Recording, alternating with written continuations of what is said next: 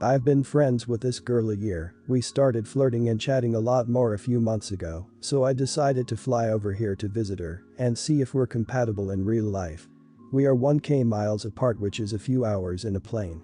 I thought we both genuinely really like each other, which is why I came. I wouldn't fly this distance for just anyone, and she told me she wanted me to come. I arrived 3 days ago, and at the actual airport, she tells me another guy has also come to see her, even though she didn't want him to. He's also from another country and flew roughly the same distance to get here. I was confused, cause I don't understand why he flew here if she told him she didn't want him to, like no guy is that stupid as to get on a plane for some random girl. She said it's because he just wanted to travel and picked her country. So I've been staying at her house and this other guy got a hotel, so the first day we drove him to his hotel and it was just so awkward. You could tell neither of us wanted to be there anymore, and you can definitely tell we had no idea the other existed. That night we went out for drinks and he came along, despite telling me she didn't want him there. I'm only here for a week and for the past 2 days the three of us have spent the days together and it's so freaking awkward. I really like this girl and I want alone time with her. So today I told her I don't want to see him again, that this trip was meant to be for just us, and I'm feeling very awkward having another guy around who obviously wants to get in her pants. It's frustrating. She told me we're not exclusive, they're just friends like us, and she doesn't want to leave him alone all day. She specifically said her and I are just friends, so I can't get angry. She left me alone in her own house and went to his hotel for a few hours and came back literally half an hour ago. I don't know what they did, they could have made love for all I know, saying now we could go out for dinner and drinks, just us. She had no problem telling me she stayed at his hotel and hang out with him there playing on her Switch. So clearly she 100% believes we're not exclusive and told me to chill the hell out, or she couldn't be with me because I'm too overbearing already. I'm not trying to be, but this is a crappy situation and in my eyes, we were being flirty AF and I didn't know there was another guy coming. Like, why couldn't she just pick another week for him to come? Am I seriously the idiot in this situation? For being a bit too full on and overbearing? I don't think I am, but because of what she told me I just want an outsider's opinion, and this sub has helped me before. Not the idiot. No, totally with you on why couldn't she just pick another week, and you should totally tell her just that. You don't have to be exclusive, no, but she doesn't have to waste the 1 week she has with either of you by sharing you. What the hell is going on in her head? I hope you at least enjoy being a tourist, and honestly I would spend as little time making this trip about her as humanly possible. Seek revenge and go meet a girl at a bar, show her how it feels. Sorry, dude. Not the idiot. This is all very weird. If someone was flying 1k miles to see me, or I was them, I would expect that it would not be at the same time as someone else visiting, regardless of what you or they are to each other, friends, family, etc. If someone's putting that much effort in, you at least make as much time as possible for them by not having other visitors. She seems like an idiot for allowing the both of you there. If she genuinely didn't want him to come and had solidly told him that, then 1. Why would he come? 2. Why would she even meet him when he did come? Everyone's the idiot here. She screws the most, I think, for concocting this weird situation of having two guys who are into her visiting her internationally at the same time. There is no way she didn't want him to come or misunderstood anything. Like you said, only an idiot would get on a plane for a random girl. That being said, you are also the idiot who got on a 1k mile plane for a random girl, and I almost can't believe the irony of you saying that about him slipped you. I hope you're learning a valuable lesson about communication and boundaries. If your expectation was one thing, romantic trip to start a relationship, that should have been very well communicated before you left. Update. I got home a few days ago and wanted to give everyone an update. The rest of the week was pretty much the three of us again, except for one other night where we were alone. So essentially in a week we only had 2 nights out together. I slept in her house, so we spent nights alone anyway, but I mean going out alone without third wheel. I decided to do what a lot of you were suggesting, and I confronted the other guy about what the hell was going on. I guess something didn't feel right, and my gut was telling me I should probably talk to him, because I felt she was lying. So I went out on a walk to the shops and ended up at the guy's hotel and room. Straight up asked him what's going on. It was incredibly awkward, but we ended up having a good conversation about her, and he basically was told the same as I was. Except she lied and said I purposely told her I couldn't afford a room and she had to offer me her place. This isn't true, she offered me her place from the get-go and I never insinuated I wouldn't get a hotel room. She told him she liked him, was incredibly flirtatious with him too, and they actually took it much farther than we did. They had a lot of phone love, he had her photos, he didn't show me out of respect for her, and they cammed a lot. A lot more than she did with me. I felt heartbroken, still do, but I'm feeling better. On this trip alone they actually made love. When she was at his room, he confirmed it with a text she sent him when she left to go out with me. He does really like her, I'm not sure if she likes him back, but she did sleep with him, so maybe. She never did strike me as that type of person, yet here we are. I told him he could have her. So yeah. In essence, she lied a lot. She told me she really liked me, told him she doesn't like me at all. Was incredibly flirty with both of us and leading us both on. She told him she didn't want me at her house yet totally invited me to stay there. She told me she didn't like him, he's just a friend visiting, but then turns out she's had a love relationship with him for months and they even slept together while I was also there. It's crap. Crap update and it's 100% what you lot expected and were telling me was gonna happen. Turns out I am really freaking stupid, however I'm working on it and you can bet I won't make the same mistake again. Dude, you're not stupid. Really. You wanted to assume the best about people, and that's a reflection of who you are as a person, that this is something you'd never imagine doing to someone else. It bit you in the crap this time, but in the long run, this trait will serve you well. I'm sorry for how things happened, but honestly, I'm proud of you for sticking up for yourself and having the talk with him. I hope that he can see the light and get out when he can. I, 19, have an autistic brother, 20. He's fairly manipulative because he realized pretty quickly that the threat of a meltdown would get him his way every single time. He is considered high functioning by medical personnel, but he's got my parents convinced he just doesn't understand what he's doing and they don't ever punish him. Doctors have told them that he understands and that he knows what he's doing. They think they know better. They also expect me to revolve my entire life around him. I was never able to do anything I wanted because it upset his routine. I wanted to play a sport, nope, his routine. I wanted to get a job. Nope, his routine. Friends. Yeah, forget about that. I tried not to be resentful, but I am. The problem? My parents are flipping out because I plan to move several states away and in with my grandparents soon to attend school. They keep trying to guilt me into staying because of my brother. I usually just say that I'm sorry that they feel that way, but I'm still going. Well, here's where I might be the idiot. My mother was going on and on about how the world doesn't revolve around me and how I was being really selfish and how I was going to ruin my brother by doing this. How they'd always been the best parents they could be to both of us and we both got equal attention. I got frustrated and told her that she was delusional if she thought she or my father were ever good parents to me.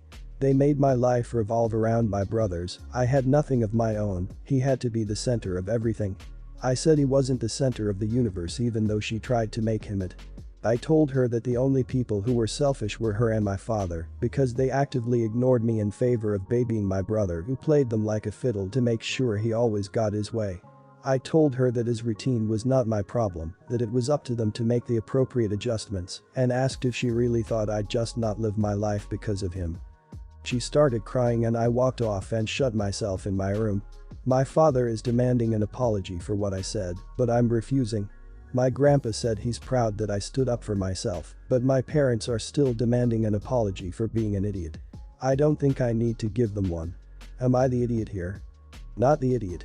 I think that you needed to tell them your truth and that they need to hear it at least once.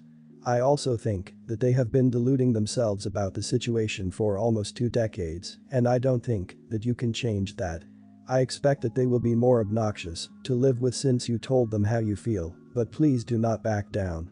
Let them know that they sacrificed your life for the sake of your brother's routine and that you don't appreciate it. Not the idiot. My brother has autism, so I understand this pretty well. He's not high functioning like your brother, but I went through the same thing as you did, always having to live your life around him and his routine. You have every right to feel the way you do. OP hell, I still do. Not my brother's fault. Get out and live your life. Your parents need to wake up and realize what your brother is doing, because one day they're not gonna able to care for him anymore, then it'll be too late. I'm with the others that I saw, not the idiot. No way. No, how? I'm shocked at the number of times I see parents trying to make a child the responsibility of one of the others. My oldest is our last resort if we both die to have her take care of the youngers that are too young to live on their own. I'd hate to see her change her life plans for kids that aren't hers, so to have your parents try to do that to you is appalling to me. Good luck with school. I'm a single mom of 2 girls. Let's call them Madison, 15, and Camille, 12. Madison loves to read. She reads for at least 2 hours a day, and she has a shelf full of books in her room. She works as a babysitter to pay for all the books, but I do occasionally buy her some as gifts or as rewards for good grades. Camila hates reading.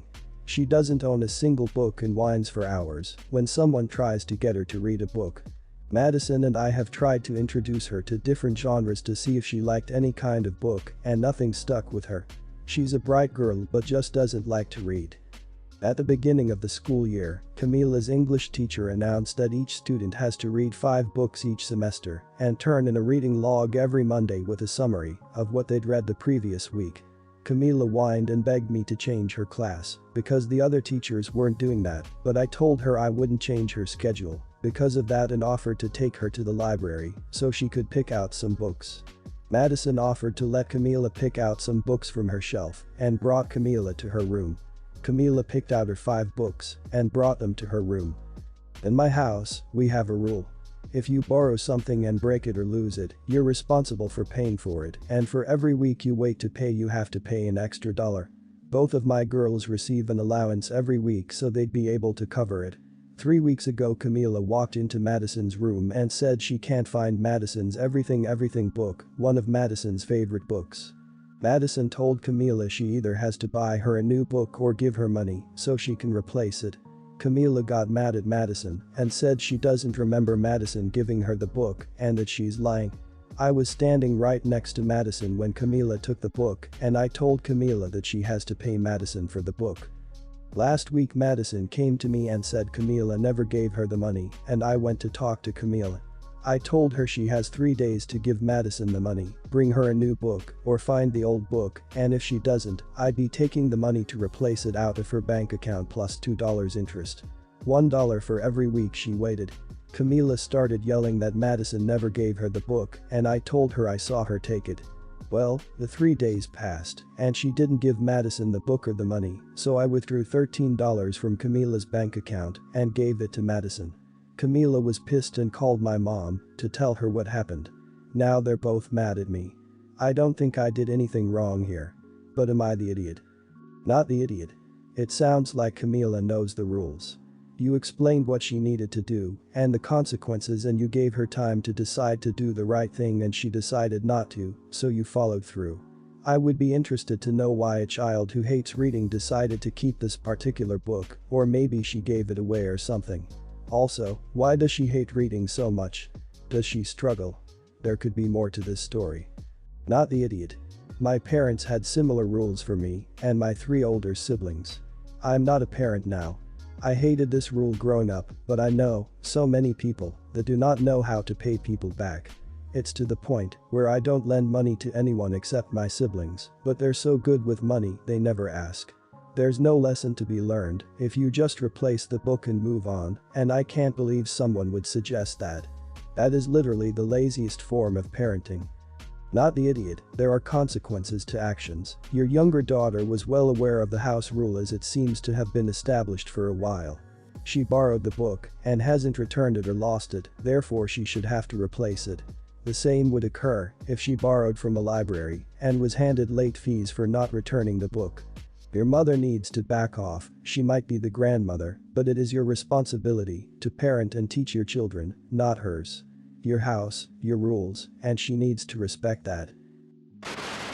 So for those that don't know, I have 2 children 20 and 19, and ever since the world went to hell, I got them therapy sessions at their requests because they said that this was taking a huge toll on them.